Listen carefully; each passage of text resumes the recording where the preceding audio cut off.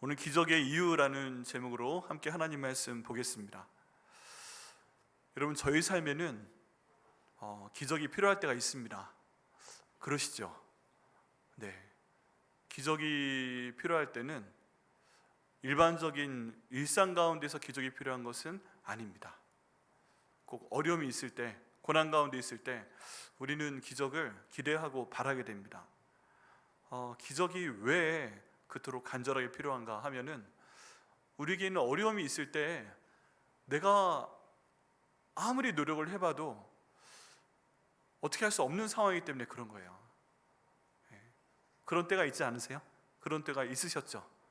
이거는 내가 할 수 있는 게 없다.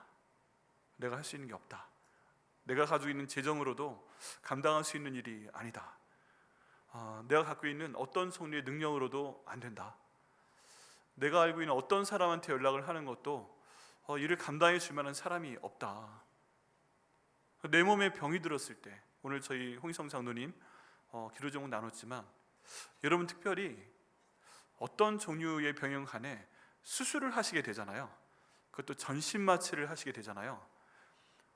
저도 한번 받아봤는데 아마 여러분 수술 받으신 분들 아실 겁니다.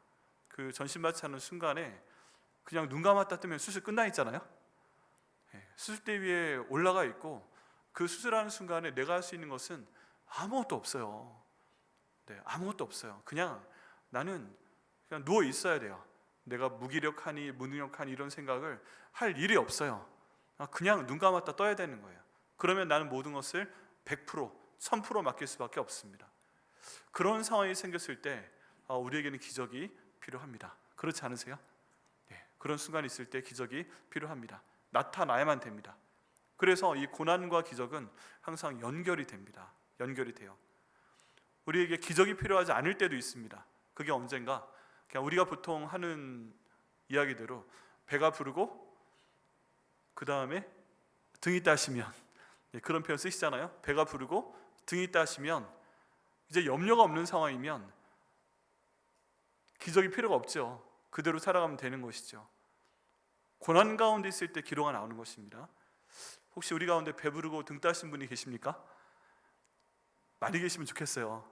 네, 저는 성도들 가운데에 그냥 이게 너무 힘듭니다 하는 기도 제목을 많이 받으면 그거 기도하지만 마음이 힘들어요. 기쁘지 않아요. 공감이 되니까 같이 힘들어하고 같이 기도하잖아요. 그거보다는 기쁜 소식 드리는 게 훨씬 좋아요. 무소식이 소식이다, 전 이 말 안 믿습니다. 안 믿어요. 네. 그냥 너무 힘드니까 말씀을 못 하시는 분도 있고, 안 친하니까 말씀을 못 하시는 분도 있습니다. 그런데 정말 염려가 없는 분들은 말씀에서 멀어지게 됩니다.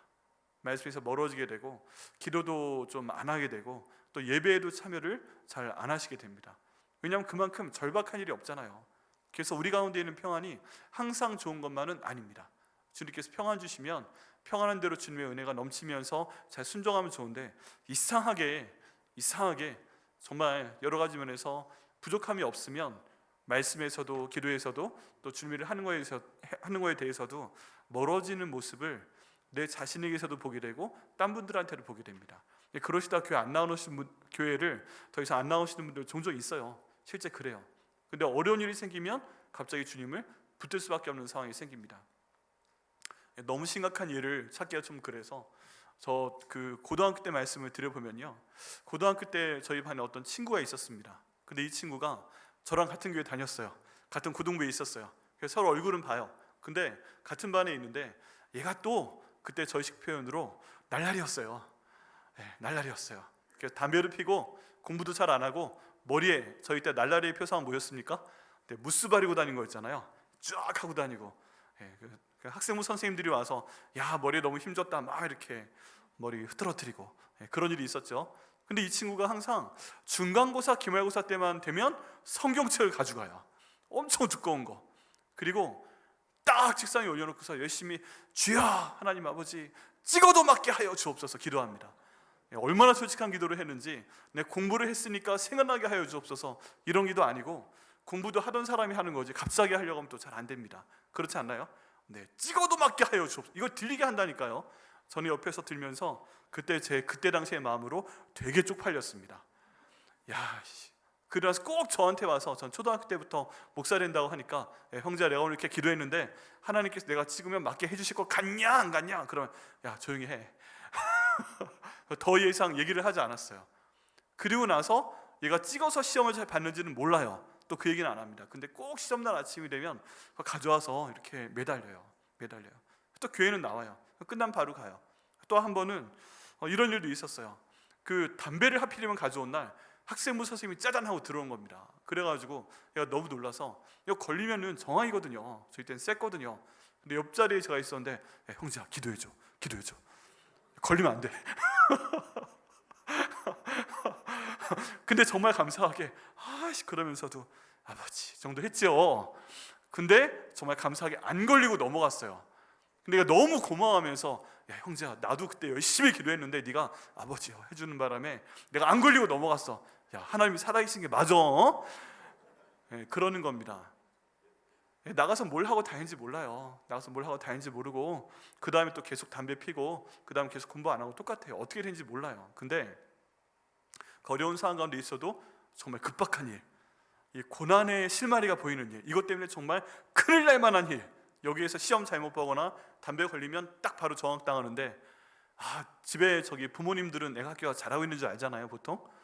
근데 만약에 담배를 걸려가지고 왔다 그러면 엄마 아빠 생각은 해요. 그때는 다 합니다. 우리 엄마 아빠 어떻게 하냐, 우리 엄마 아빠 봐서라도 걸리면 안 되는데 이런 얘기인데 안 걸리게 되면 안 해야 되는데 또 해요. 뭐 그렇게 왔다 갔다 합니다. 이 금방 사람이 변하지 않더라고요. 어쨌든 고난의 순간, 이거 잘못되면 큰일 난다는 순간에 하나님을 찾게끔 돼 있습니다. 여러분 다 그런 경험 있지 않으세요? 평소에 나도 배부르고 등 따실 때 가다가 갑자기 몸에 이상이 생겼다, 아니면 다쳤다, 갑자기 큰 돈이 나갈 일이 생겼다, 우리 애가 갑자기 문제가 생겼다, 이런 내용 듣고 보면 갑자기 기도하게 됩니다. 이게 전부 다 우리의 마음이에요. 그럼 여러분 여기에서 한 가지를 더 생각할 수 있습니다. 우리가 기적을 필요로 하는 순간이 있는데 그때 우리한테 고난이 찾아오게 됩니다. 근데 고난 때문에 내가 뭘 하게 돼요? 하나님을 찾게 됩니다. 기도하게 됩니다. 말씀 보려고 합니다. 갑자기 안 나오던 새벽 예배가 나가고 싶어져서 나오게 됩니다. 금요 성령 집회 나오게 됩니다. 예배 때 나와서 또 간절한 마음으로 기도하게 됩니다. 왜 그렇게 되는 걸까요? 고난이 있기 때문에 그렇습니다. 그리고 하나님께서 이 고난을 통해서 우리로 하여금 하나님께 나오게 하십니다. 그리고 하나님께서는 그 하나님께 나오는 것을 통해서 우리에게 기적을 예비했다가 주십니다. 이런 본문의 제목 기적의 이유인데요, 이 기적의 이유 가운데 반드시 고난이 있고, 이 고난을 통해서 하나님께서 나를 불러내시는 섭리가 있을 때가 있습니다. 항상 그런 건 아닐 수도 있겠죠. 그렇지만 내게 고난이 갑자기 찾아왔을 때 우리가 한번 기도해봐야 됩니다. 하나님께서 이를 통해서 나를 부르시는 건가? 내가 너무 그동안 하나님 앞에 나오지 않았나? 내가 너무 오랫동안 기도하지 않았나? 내가 너무 오랫동안 말씀 보지 않았나? 내가 너무 오랫동안 그냥 예배만 드렸지 순종을 하지 않았나? 하나님께서 지금 나를 부르시는 거구나. 우리 가운데 지금 고난 가운데 계신 분 계십니까? 너무 복잡한 분 계십니까? 오늘 이 말씀을 통해서 하나님이 오늘 이 말씀이 내게 이제 그만하고 나에게 나와라 라고 나를 부르시는 것이 아닌지 한번 돌아보시기를 바랍니다. 자, 오늘 말씀 본문에 두 명의 주인공이 나옵니다. 한 사람은 회당장 야이로라는 사람이고요, 그리고 또 한 사람은 12년 동안 혈루증을 앓는 여인입니다. 혈루증은 몸에서 피가 쏟아지는 겁니다. 유출병이죠. 굉장히 힘든 사람들입니다. 그런데 이 두 사람의 내용이 굉장히 연관이 되어 있습니다. 제가 이 말씀을 두 분을 같이 전하려고 해보니까 시간이 부족하겠어요. 그래서 같은 본문인데 오늘 회당장 야이로에 관한 내용을 말씀드리고 다음 주에 이 12년 동안 혈루증 앓은 이 여인에 대한 내용을 말씀을 드리겠습니다.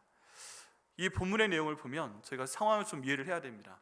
여러분 그 40절 말씀을 보면 예수께서 돌아오심에 무리가 환영하니 이는 다 기다렸음이로라 라고 되어 있습니다. 여러분 지금 예수님께서 어딘가 갔다가 돌아오셨어요. 이 어디 가셨어요? 지난주에 제가 말씀드렸는데요, 어디 가셨어요?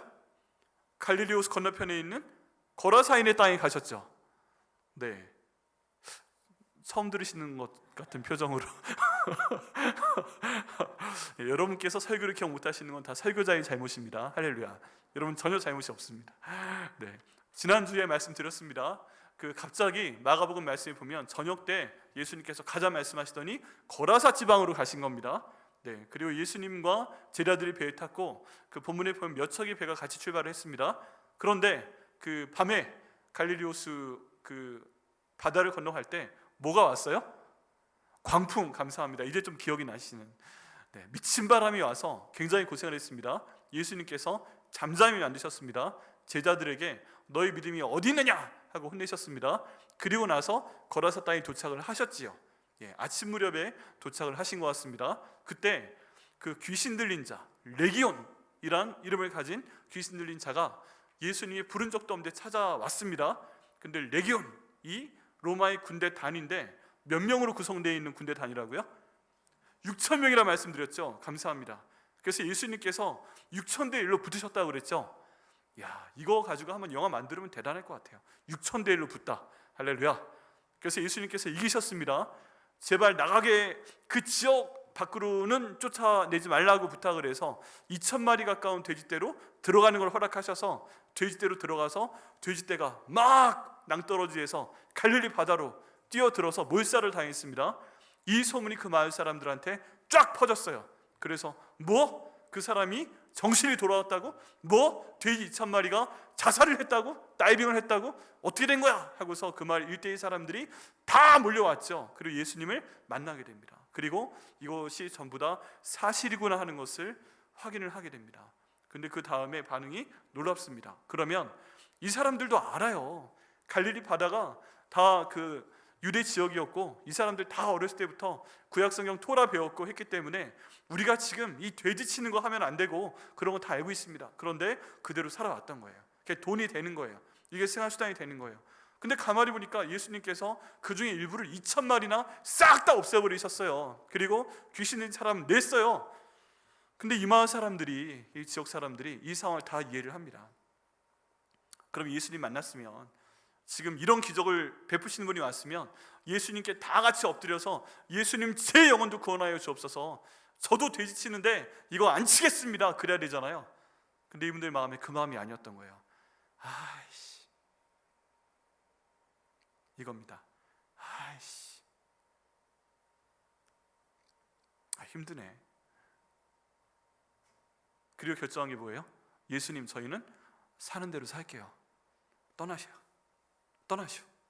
그냥 우리는 이대로 살아왔고 우리는 어쩔 수 없으니까 그냥 떠나주세요 하고 부탁을 합니다.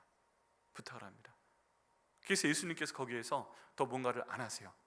더 뭔가를 안 하시고 그 이제 구원받은 사람, 귀신 나간 사람, 그 사람이 예수님 저도 따라가겠습니다 그러는데, 아니, 이 마을에 있으면서 내가 받은 이 은혜를 사람들에게 전해라 명령을 하시고 이 사람 그 내용을 간증을 하고 다닌 거죠. 이 정도로 하고 예수님은 떠나오십니다. 여러분, 여기에서 저희가 한번 이제 나와 생각을 해봐야 됩니다. 혹시 우리 가운데 이 본문에 나와 있는 것처럼 하나님께서 기뻐하시지 않는 방법으로 살고 계시는 분 계세요? 지난주 말씀에도 드렸지만 더러운 귀신이 들렸다고 그랬잖아요. 그러면 내 마음 가운데, 내 삶 가운데 하나님 보시기에 더러운 게 있는 겁니다. 더러운 귀신은 더러운 거 찾아갑니다. 그럼 내 마음 가운데, 내 말 가운데, 행동 가운데, 내 삶 가운데 더러운 것이 있으면 그냥 귀신이 찾아가는 거예요. 그것도 한 마리가 아니라 6,000마리까지 들어가는 게 가능하다는 것이 증명이 되었습니다. 그리고 그때 주님께서 나타나셔서 일하십니다. 우리가 예배당에 와서 말씀 보고 우리가 찬양하고 기도하고 여러 가지 예배를 드려도 만약에 그 지역에서 완전히 회개하고 떠나지 않으면, 돼지치는 거 그만두지 않으면, 하나님이 기뻐하시는 거 그만두지 않으면, 내가 변화되는 것을 기대하기보다 그거 해야 되는 거 알고 있는데 그거보다는 난 살아왔던 대로 살아야 되는 거예요. 오히려 말씀이 귀찮아져요. 우리 기도하는 게 부담이 돼요. 교회 굳이 나가지 않아도 될 것 같아요. 교회 나가면 항상 기분이 좀 찝찝해져가지고 돌아와요. 지들은 다 거룩해? 지들은 다 하나님 말씀대로 살아? 이거 아닌데 왠지 모르게 마음에 있는 것 때문에 그냥 예수님한테서, 예수님 제 마음에서 좀 떠나세요. 예수님 떠나세요. 이렇게 말씀드릴 가능성이 있습니다. 그리고 그게 힘들면 교회도 안 나오시게 돼요. 내가 바뀌기 위해서 예수님 말씀 듣고 하면 내가 변화되고 구원받을 수 있는데, 이제 내가 그동안 살아왔기 때문에 내 생각이, 내 의가, 내 생활 방식이 이 복음보다 더 강력해서 예수님을 내보내는 그런 상황이 나타날 수가 있습니다.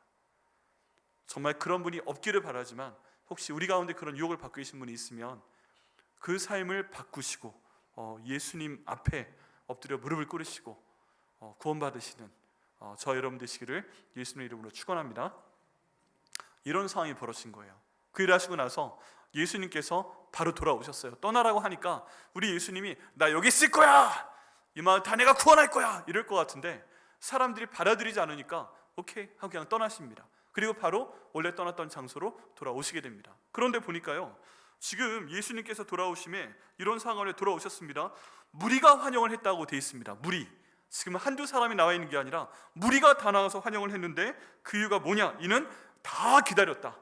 왠지 모르게 무리가, 그 마을 사람들이 다 나와서 예수님이 언제 오시는 거야, 언제 오시는 거야 이렇게 기다린 것 같다는 얘기예요. 근데 그 이유가 뭘까? 저희가 보면 어젯밤에 예수님께서 그 사람들하고 배 타고 가셨는데 같이 갔던 사람들이 있어요. 배가 있어요. 근데 그 사람들이 일부가 돌아온 거예요. 예수님과 제자들만 타고 있는 배만 쭉 예수님이 가자고 하니까 갔고, 다른 사람들은 이 광풍이 불어오기 시작하니까 마을로 돌아온 것입니다.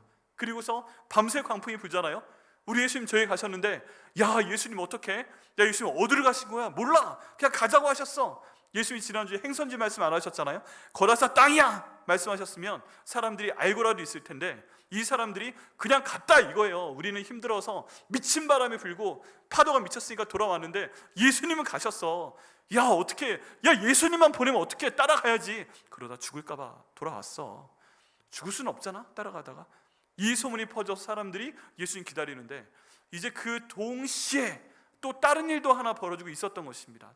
예수님은 가셨는데요, 이제 본문에 우리가 읽은 것처럼 회당의 대표인 야이로라고 하는 사람이 있는데, 이 사람이 12년 동안 키운 무남동녀 외동딸, 야 이건 정말 눈에 들어가도, 눈에 집어넣어도 아깝지가 않습니다. 이런 외동딸이 있는데, 얘가 밤사이에 예수님께서 저 거라사 지방에 가신 사이에 갑자기 원래 상황이 안 좋았겠는데 급박하게 안 좋아지면서 숨이 넘어가게 생긴 거예요.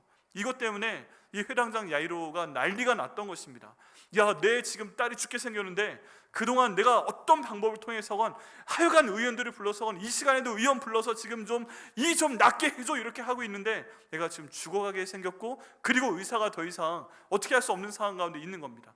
유일하게 있는 방법은 뭐예요? 지금 내가 보고 있는, 그동안 말씀을 들은 적이 있는 예수님께서 여기 오셔서 내 딸이 죽기 전에 기도해 주시면 내 딸이 나을 것 같은 거예요. 그래가지고 예수님 어딨냐고 찾으러 밖으로 나와서 사람들한테 부탁해서 막 찾는데, 예수님 그 마을에 계세요 안 계세요? 그 밤에 안 계신 거예요. 어디 가셨어요? 거라사인의 땅에 가신 거예요.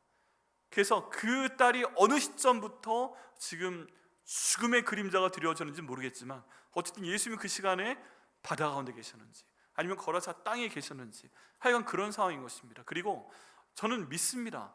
지금 이 바다 건너편에 있는 그 거라사인의 땅에 영적인 상황이 너무 안 좋아가지고 그 6천마리 귀신 들어간 사람과 그 지역을 구원하시기 위해서 거기 가신 분이 예수님이시잖아요. 결국 한 사람의 영을 구원하고 오셨잖아요. 그렇다면 지금 이 또 다른 이 바다 건너편에서 회당장 야이로의 무남동녀 외동딸이 이것 때문에 죽을 상황 가운데 있고, 이것 때문에 온 집안이 난리가 났다, 이것도 우리 예수님께서 알고 계셨습니다. 틀림없이. 그래서 다른 데 안 가시고, 야 우리 지금 너무 피곤하다, 야 내가 어제 너무 피곤했거든, 내가 완벽한 하나님이자 완벽한 인간이야, 어제 배 타는 거 너무 피곤했고 또 6,000대로 지금 붙었고 사람들이 와서 지금 내 앞에 무릎을 꿇고 예수 믿겠다고 할 줄 알았는데 가세요. 그래서 마음도 지금 안 좋고, 야 우리 기분도 그렇지 않은데 우리 가운데 좀 놀다 가자, 뱃놀이 좀 하다 가자, 그랬을 만한 가능성이 있는데 그거 안 하시고 그냥 오신 겁니다. 왜 그래요? 지금 이 회당장과 그 딸의 상태를 알기 때문에 오셨다고 믿습니다. 이런 상태 가운데서 회당장이 기다리는 거죠. 알고 있는 사람들 기다리는 거죠. 예수님 저쪽으로 하셨는데 언제 오시는 거야? 뭐 요즘처럼 전화를 할 수 있어요, 카톡을 보낼 수 있어요. 안 되는 겁니다. 어디 계신 것도 몰라요. 그런 상황 가운데 그냥 예수님 배 타고 떠나신 그 나루토야 사람들이 그냥 기다리고 있는 겁니다. 예수님 오셔야 되는데, 예수님 오셔야 되는데, 저 우리 회당장님 딸, 우리가 이쁜 딸, 걔 좀 예수님께서 치료해 주셔야 되는데, 그래가지고요 어디 오시는 것도 모르는데 다 나와서 지금 사람들이 기다리고 있었다는 얘기입니다. 그런 상황이에요. 우리 예수님 너무 바쁘지 않으세요? 밤새워 가셔서 그거 하고 또 돌아오시는 가운데 또 이쪽에서 이 난리가 나는데, 근데 너무 감사한 건 우리 예수님 바쁘셔도 그걸 다 해주시는 줄 믿습니다. 아무리 바쁘셔도 나 돌아보시는 줄 믿습니다. 지금 이 죽을 병에 걸려서 지금 집안에 누워있는 12살짜리 어린 소녀를 돌아보시는 우리 예수님께서 나도 돌아보시는 것을 믿습니다. 그래서 저희가 기도해야 됩니다. 기도해야 됩니다. 이제 예수님께서 돌아오셨습니다. 우리들이 열렬하게 환영합니다. 살아 돌아오신 게 감사하고, 또 회당장 야이로한테 지금 이 일이 있는데 이게 어떻게 될지 궁금합니다. 예수님 보다마자 그 아버지 회당장 야이로 어떻게 했겠어요? 그 말씀이 41절에 나와 있습니다. 이 회당장인 야이로라는 사람이 와서 예수의 발 아래 엎드려 자기 집에 오시기를 간구했다고 되어 있습니다. 여러분, 이 한 구절이 엄청난 얘기입니다. 왜냐하면 유대인의 마을 중심에 항상 회당이 있습니다. 그 회당에서 토라 모세오경을 가르칩니다. 다 외워야 됩니다. 여러분, 성인식을 할 때 이 이스라엘 아이들이 13살이 되면요, 창세기, 출애굽기, 민수기, 신명기, 여호수아, 모세오경을 외워야 돼요. 그냥 이게 증명이 되지 않으면 성인식을 받지 못합니다. 이거 교육하는 사람이기 때문에 굉장히 강력한 권한을 가진 사람입니다. 이거 되기도 힘들어요. 엄청난 권세를 가지고 있고 엄청난 영향력을 갖고 있는 사람이고, 또 뭐든지 할 수 있는 그런 사람이기도 합니다. 이분이 지나가면 쭉 길이 갈라지는 그런 차원이었을 겁니다. 그런데 지금 이 엄청난 사람이 예수님 앞에 와서 그냥 바닥에 엎드려서 자기 집에 오시기를 간구하고 있습니다. 자기 딸을 좀 살려달라고요. 여러분, 그 지역에서 가장 높은 사람입니다. 근데 예수님 앞에 무릎을 꿇었습니다. 근데 예수님은 어떤 사람이에요? 예수님은 목수의 아들입니다. 이스라엘 3대 천한 직업이 있습니다. 첫 번째가 뭐예요? 세리. 두 번째가 뭐예요? 어부. 세 번째가 목수입니다. 자, 그런데 이 세리하고 목수는 약간 좀 찍힌 것도 있어요. 세리는 사람들한테 세금을 걷습니다. 그리고 로마의 그 세금을 갖다 줍니다. 근데 원래 세금보다 더 많이 걷습니다. 뭐 세금을 10,000원 로마에 내야 되면 한 5만 원 정도 걷으면 착한 거고, 한 10만 원 정도 걷어서 9만 원 자기가 먹고 10,000원 보내고, 이게 그 당시 사람들 사이 유행이었기 때문에 세리더러 개라고 했어요. 그러니까 천한 직업인 거예요. 그리고 또 어부는 그 사람들 다 양치기 하고 있을 때 밤에 바다에 나가서 물고기 잡는 사람들이니까 돈을 많이 벌었습니다. 야고보와 요한, 그 아버지가 그 돈이 많은 사람이었고 종들도 있었다고 돼 있잖아요. 그 예수님의 사역자금, 예수님의 어머니, 그 야고보와 요한의 어머니가 왜 예수님께 와서 나중에 예수님께 잘 되시면 내 아들 중에 하나는 주의 오른편에, 하나는 주의 왼편에, 이 얘기 왜 했겠어요?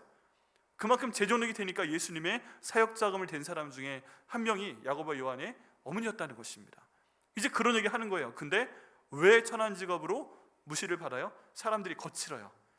야고보와 요한의 별명도 우리의 아들이었고, 베드로도 거칠고, 그러다 보니까 다 좋은데 너무 거칠어요. 말도 거칠고 행동이 거칠어요. 그러니까 천한 직업이라고 했어요. 근데 이 두 부류는 살만했어요. 돈이 있고 힘도 있고 살만했어요. 근데 목수는 다 없어요. 돈도 없고 가난하고, 어떤 가구점을 내서 고치고 하는 게 아니라 가방 안에 망치, 못, 이런 거 가지고 다니면서 고치고 다니는 사람이었기 때문에 가난하고 힘들고 정말 연약한 그런 직업의 사람이었고, 인정도 많이 못 받았습니다. 그리고 예수님의 외모는 어때요? 이사야 말씀 가운데 보면 진짜 볼품이 없다라고 되어 있습니다. 진짜 볼품이 없다. 그러니까 예수님 뭐로 보든 이 회당장이 때로 만나주는 것도 감사한 그런 사람인데, 지금 예수님에 대한 많은 것들을 이미 경험한 회당장이 예수님께 와서 엎드려서 딸을 구해주시기를 간구하고 있습니다. 여러분, 애초에 좀 차이가 나는 겁니다. 사회적인 수준 차이가 나고, 여러분 재정적인 것도 차이가 나고, 그냥 우리식 표현으로 레벨이 맞지 않아요. 그런데 지금 엎드렸다는 것입니다. 엎드렸다는 것이에요. 이 회당장은 예수님에 대해서 알고 있을 가능성이 굉장히 큽니다. 왜 그러냐 하면 예수님께서 말씀을 선포하실 때부터 회당에 들어가서 구약성경 말씀을 읽으시고 여기에 대해서 설교하신 내용이 있습니다. 거기까지는 좋아요. 거기까지는 좋은데 회당의 질서를 깨는 일이 몇 차례 생겼습니다. 그게 뭐냐면 이 회당에서 사람들의 병을 고치는 거였어요. 여러분 기억나십니까? 한편 손바른 사람이 회당에서 예수님 말씀을 읽으시고 나서 그 사람이 거기 있으니까 그 사람 병을 고쳐버리셨어요. 그러시죠? 사람들이 가만히 지켜보고 있습니다. 저 사람이 또 안식일 날 지금 저 사람 병을 고치나 안 고치나. 왜 그래요? 안식일에 일하지 말라고 그랬잖아요. 그게 지금까지도 통합니다. 그래서 이스라엘에 가면, 저는 그런 건물은 못 들어가 봤는데, 건물이 있는데 그게 뭐 몇 층 높이건 관계없이 매 층마다 엘리베이터가 서도록 세팅을 해뒀대요. 왜 그러냐 하면 내가 몇 층 가야 되는데 내 손가락을 들어서 딱 그 층수를 누르면 그걸 1이라고 부르는 겁니다. 그러면 하나님 말씀을 어기게 되니까 모든 층마다 멈추게 해놨대요. 야, 그럼 한 50층 되면 50층이나 사는데 50번 서야 돼요. 속 터지는 일인데 그 놀라운 일을 지금 이스라엘 사람들은 하고 있다는 것입니다. 그래서 그 당 사람들이 설령 안식일에 어떤 중요한 일이라도 하지 말아야 된다라고 알고 있는데, 예수님께서 그날에 병을 고쳐버리신 거예요. 병을. 이게 그 병 나은 사람 좋고 가족들도 좋고 다 좋은데, 지켜보는 사람들은 저 사람이 율법을 어겼네? 돌로 찍어 죽여버려. 설령 돌로 찔러 죽여도 괜찮은 상황이 돼버렸다는 것입니다. 그러니까 회당장들이 얼마나 이게 고심이겠어요. 여러분, 저희가 속해 있는 백회암목교회도 세중앙 지방이라는 담임 목사님들의 모임이 있습니다. 한 달에 한 번 모이게 됩니다. 45개 교회가 있는데 한 달에 한 번 모여서 이제 예배드리고 뭐 이런저런 얘기들을 나눕니다. 목회에 대한 얘기 서로 기도해주고 너무 감사한 모임입니다. 회당장들도 그런 모임이 있어요. 거기 가면은 그중에 이슈가 뭐가 됐을까요? 예수에 대한 이슈입니다. 야, 이 인간이 말씀만 읽고 끝날 줄 알았더니 또 병을 고쳤는데, 그거 어떻게 하냐? 너 그럼 어떻게 하겠어? 이런 걸 나누는 겁니다. 그래서 긍정적인 게 아니라 부정적인 내용으로 예수님에 대해서 소문이 나 있는 것입니다. 여기 있는 야이로도 이걸 잘 알고 있어요. 그런데 이런 부담스러운 사람한테 가서 만나는 것도 부담스러운데 지금 땅에 엎드렸다는 것입니다. 왜 그런 거예요? 고난이 생기기 때문에 그렇습니다. 자기 딸이 죽게 되었으니까 그런 거예요. 만약에 그런 일이 아니면 절대 이런 일이 생기지 않을 거예요. 지금 상종을 해서도 안 되는 사람을 가지고 와서 무릎을 꿇어요. 근데 입장을 바꾸고 생각을 해보면요, 저 닮아서 너무 예쁜 딸 예슬이 아시잖아요. 네. 예슬이한테 만약에 이런 일이 생겨서 다른 사람들은 고칠 수 없는데 어떤 한 분 의사가 계시는 거예요. 근데 그분밖에 이 수술을 할 수가 없다. 만약 그런 분이 생기면 저는요, 전화해봤는데 앞으로 2년치 예약이 다 차 있어요, 안 돼요, 이런 얘기 들어도 저는 무조건 그 병원에 갈 것 같아요. 그리고서 그 명패 확인하고 아무리 뜯어 말려도 이렇게 해서 문 열고 들어가서 선생님, 저희 딸이 죽게 되었어요, 제발 좀 수술 좀 해주세요. 2년 기다리라는데 내일이면 죽을 것 같은데 얘 좀 한번 봐주세요 할 것 같아요. 저는 그러고도 남아요. 근데 안 그러시겠어요? 우리 모든 아빠들은 다 딸보보 아니세요? 딸이 없는 분은 모르시나요? 우리 아들 영선이가 그런 일이 생겼어요. 전 그럴 거예요.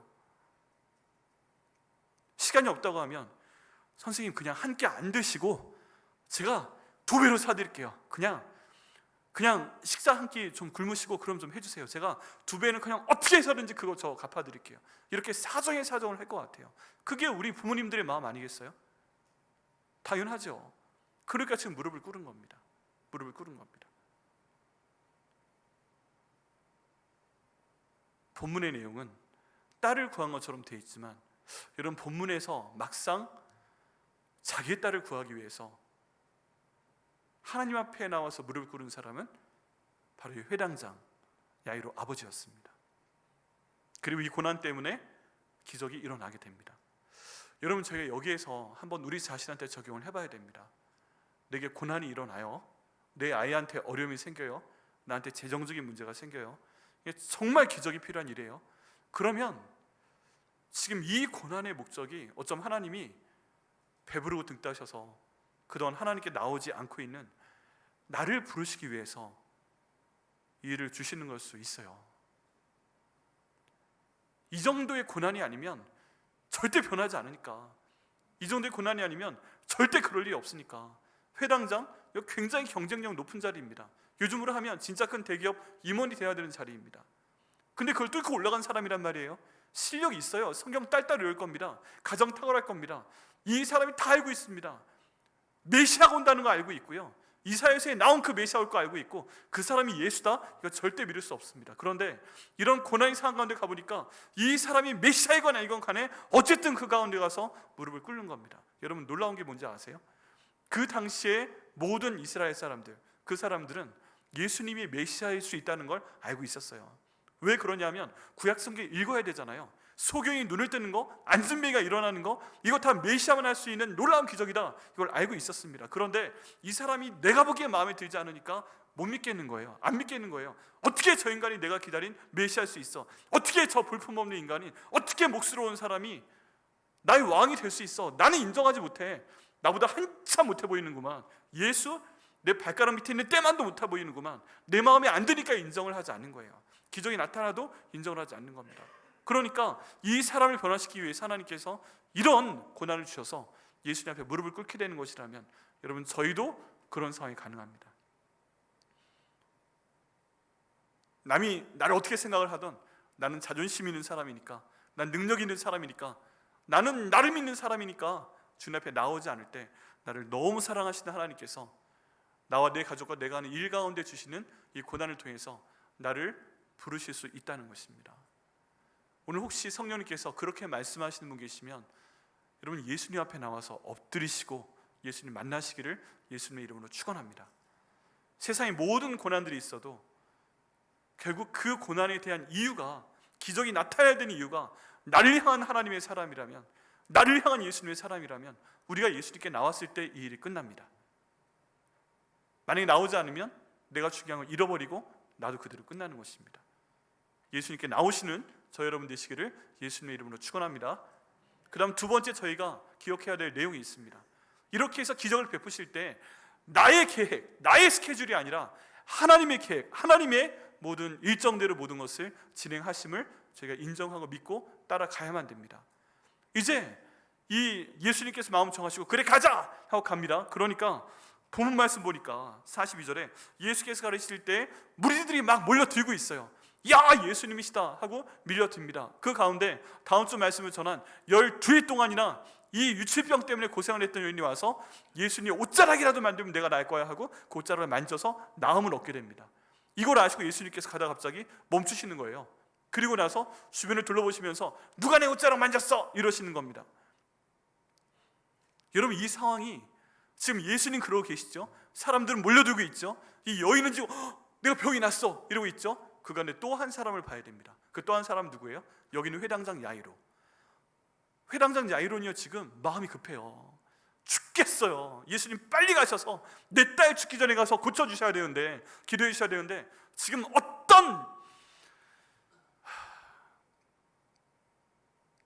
우리가 저기 급하면 남자는 놈이라고 하고 여자는 니은이라고 하잖아요. 이 회당장 야이로의 생각이 어떤 니은이, 여러분 지금 12해 동안 고통당한 여인이면 그 마을에서 유명한 여자입니다. 사람들이 다 알고 있는 사람입니다. 이 사람이 갑자기 나타나더니 예수님 저요 하고 나와서, 아니 세상에 지금 내 딸 죽게 생겼는데 지금 이 12해 동안이나 하나님의 저주를 받아가지고 유치병 있어가지고 회당에 들어와서 예배도 못 드린 이 여자가 예수님 붙들고서 지금 잡고 얘기하는 거예요. 내 딸 죽게 생겼는데. 예수님이 지금 빨리 달려가도 시원찮구만. 아니 저 니은이 지금 우리 예수님 잡고서 내 딸 고치러 못 가게 하고 있는 거예요. 여러분, 아빠의 마음으로 이게 확 올라오지 않으십니까? 제 계획에 따르면 예수님이 뛰어가도 시원치 않아요. 내가 업고 가도 시원치 않아요. 그런데 지금 저 여자가 뭔데 지금 저게 나타나가지고 예수님 붙잡고 늘어지고 있는 거예요. 지금 느려 터져가지고. 마음대로 안 돼요. 마음대로 안 돼요. 이때 예수님께서 좀 친절하셨으면 얼마나 좋았을까요? 야, 야이로, 네 생각 아는데 이러다가 올 거야. 네 딸 이미 죽었어. 그래서 사람이 올 거야. 죽었다고 해줄 거야. 그럼 염려하지 마. 내가 그 다음 가서 달리다 쿵 해가지고 살려낼게. 그러니까 좀만 기다려. 이렇게 설명해 주시면 얼마나 좋았을까요? 그럼 야이로도 죽어요! 놀라는데, 아, 살려주실 거예요? 하고 좀 뭔가 여유가 생기잖아요. 그 다음 일에 대해서. 근데 그런 거 전혀 없는 상태에서 이 여자 붙잡고 얘기만 하시는 거예요. 예수님 계속 지체만 하세요. 야이로 마음에 와 지금 예수님께서 이렇게 느려 왜 이렇게 느려 터져 이게 지금 무슨 상황이 하고 있는데 정말 사람이 온 거죠. 당신 딸이 죽었습니다. 선생님 괴롭게 하지 마세요. 이 사람들 많은 거 보니까 이거 뚫고 저기까지 가는 것도 힘드시겠구만 먼지도 많고 이런 얘기를 하시는 겁니다. 말씀 보면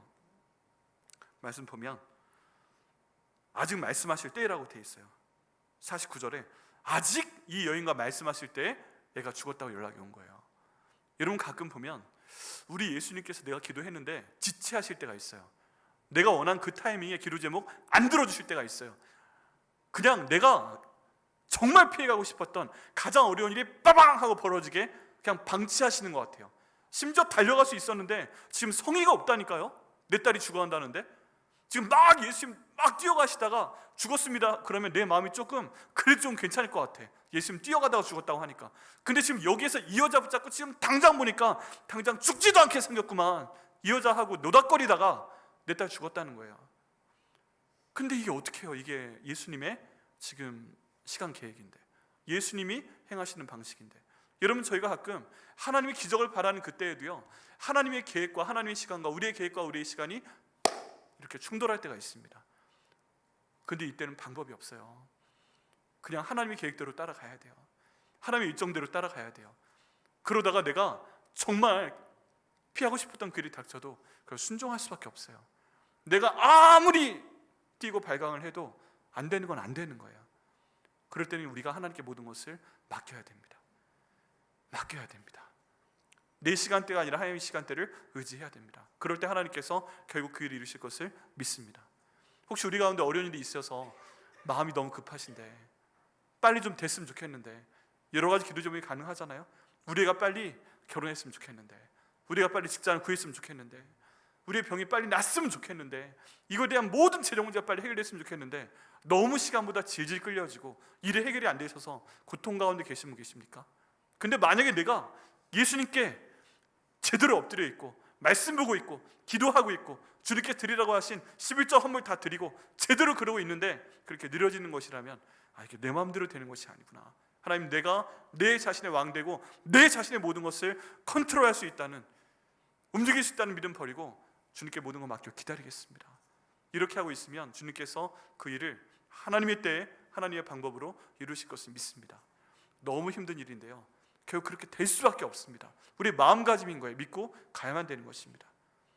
그리고 세 번째, 우리는 이 기적을 체험하기 위해서 우리의 한계를 내려놓아야 됩니다.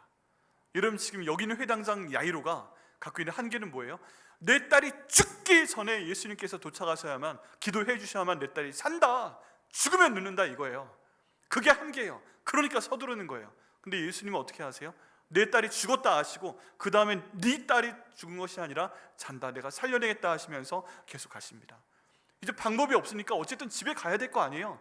그래서 회당장은 따라갑니다. 사람들 따라갑니다. 근데 본문에 보니까 그 집에서 울고 있는 사람들이 있습니다. 얼마나 많은 사람들이 모여 울고 있는지 모든 사람들이 다 그 아이를 위해서 울며 통곡한다고 되어 있습니다. 근데 예수님께서 울지 말라, 죽은 것이 아니다 라고 말씀하세요. 그럼 믿어야 되는데 지금 회당장 야이로까지 그랬다는 얘기는 없는데 그 얘기를 들은 모든 사람이 53절 보니까 그들이 그 죽은 것을 아는 거로 비웃더라 라고 말씀하고 있습니다.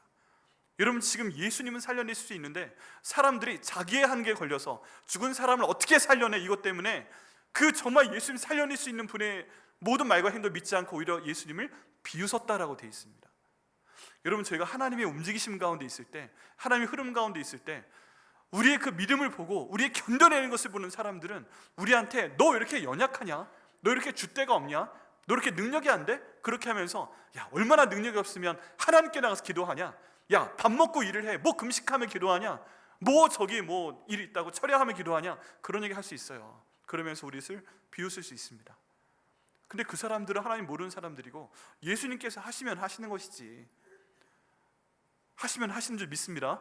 여러분 이런 어려운 상황 가운데 있을 때, 심지어 죽었다라고 사람들이 연락을 해왔을 때 예수님께서는 우리에게 어떻게 하라는 말씀이 있어요. 그게 바로 48절 말씀입니다. 그 말씀이 바로 50절 말씀입니다. 예수께서 죽었다는 얘기 들으시고 두려워하지 말고 믿기만 하라라고 말씀을 하셨어요. 그리고 가는 거예요. 여러분 우리 마음대로 안 되는 모든 상황 가운데 있다 할지라도 우린 이 예수님 말씀 붙잡고 가야 됩니다. 뭐라고 하신다고요? 두려워하지 말고 믿기만 하라. 이 말씀 받으시고 고난 가운데 계시고 내 마음대로 내 타이밍대로 지금 뭔가 진행이 되고 있지 않을 때 두려워하지 말고 믿기만 하시는 저 여러분 되시기를 예수님의 이름으로 축원합니다. 우리 영혼에게 선포를 한번 해볼까요? 시편 기자는 가끔 자기 영혼에게 명령을 합니다. 내 영혼아 내가 어찌하여 낭망하며, 기억하시죠? 이걸로 저희 자신에게 한번 선포를 해보겠습니다. 우리 가슴에 한번 손을 얹어보시고요, 선포하겠습니다. 따라하세요. 내 영혼아 두려워하지 말고 믿기만 하라. 내 영혼아 두려워하지 말고 믿기만 하라. 그리하면 구원을 얻으리라. 아멘. 이러실 거 믿습니다. 그러면요, 이렇게 주의 일대로 나는 지금 따라가고 있는데 비웃는 사람에 대해서는 어떻게 하셔야 되겠어요?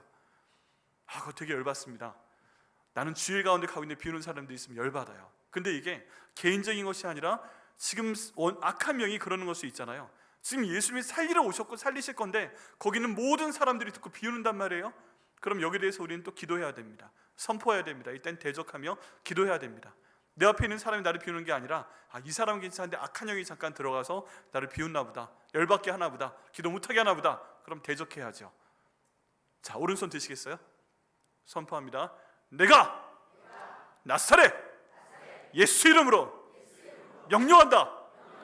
나를 통해 일하시는 주님을 비웃는 너 악한 영들아, 쫓겨나갈지어다.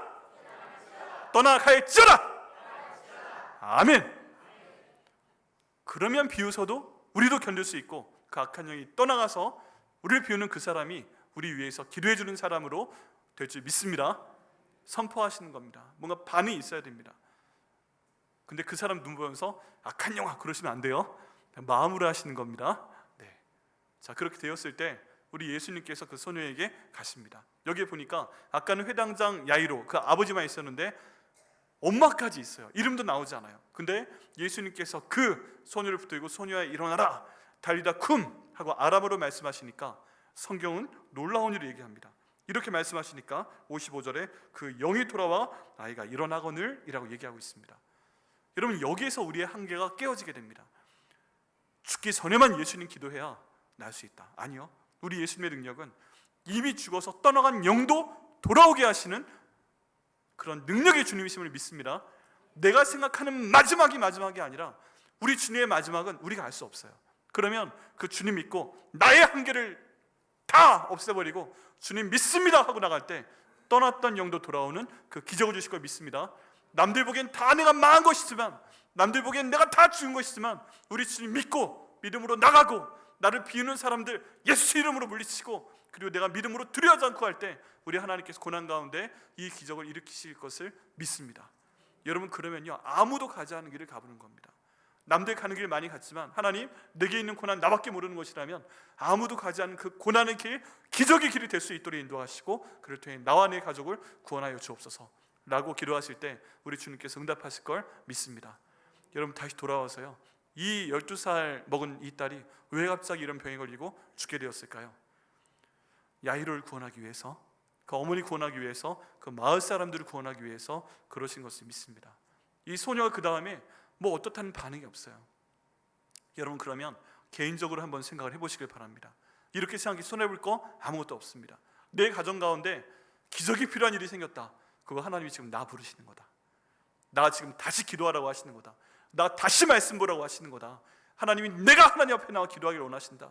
내가 다시 하나님께 헌신하기를 원하신다. 하나님, 그럼 내가 하나님 앞에 무릎 꿇고 나가겠습니다. 기적을 베풀어 주시고 회복시켜 주옵소서 라고 기도할 때 우리 주님께서 달리다 쿰 말씀하신 걸 통해서 다시 한번 나를 일으키시고 이를 통해 다시 한번 내 가정 가운데 구원을 주실 걸 믿습니다.